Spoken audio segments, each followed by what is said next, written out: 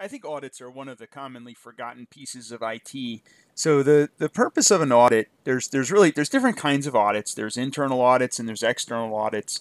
And the idea is to maintain accountability. So typically an audit is done to ensure that what you set out to do, you're actually doing. Now, there's also other types of audits. There's financial audits and things like that, which are also things that we have to be concerned with in IT. But basically, the short, I guess the short version of what's in your text here is that if you set out to design your IT infrastructure to meet certain needs and goals and to work in a certain way, an audit can verify against what your goals were. Um, so I was recently asked to audit an organization, and I went into that organization, and they said, "Yeah, we just want to make sure that we're secure. We need an audit to ensure our security," which is great. We can ensure, that they're meeting all of their IT security policies and so forth.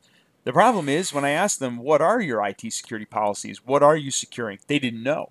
They didn't have any of that stuff defined. So an important part of auditing if you're not doing an audit, one thing that we do have to ensure is that we know what we're trying to achieve, that we have some goals. That's step number one. And once we codify those goals and we know what those goals are, they exist in policies and procedures and guidelines, then we can ensure that we're following those, and then we can audit to ensure that those are being followed.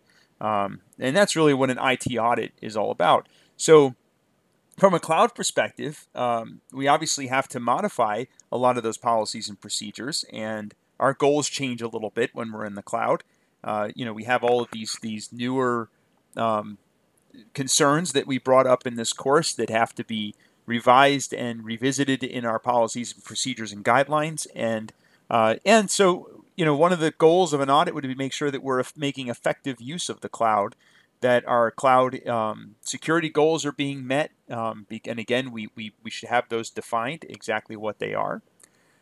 So as far as doing an actual audit, your book talks about some of the different types of audit reports and what they might look like. There's some there's some standardization in the audit field, SOC 1, SOC 2, SOC 3. So your book gives a nice description of what those are and what kinds of things you would expect to see in those audit reports. So some of the cloud auditing goals are understanding the virtualization management architecture, verifying systems are up to date and hardened according to best practice standards, and verify configuration of hypervisors according to the organizational policy. So these are some specific things with respect to the cloud and virtualization that we might be looking for in an audit.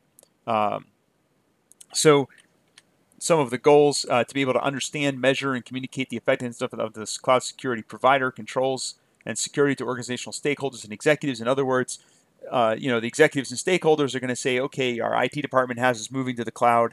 We're moved to the cloud. Can we verify that everything is working the way it's supposed to and that the data is safe and so forth? So an audit could certainly do that for us. Proactively identify any weaknesses or deficiencies while communicating those to both internally and to the cloud service provider to fix those issues. Obtain levels of assurance that we can meet our SLAs, so that we understand that we're in a position where we can meet an SLA. So when we do an audit, or when somebody does an audit, they have to gather information, and these are some of the ways that they might gather information. So when you do an audit, the first thing you have to do is you have to understand exactly what the baselines look like. You have to understand what standards you're auditing against.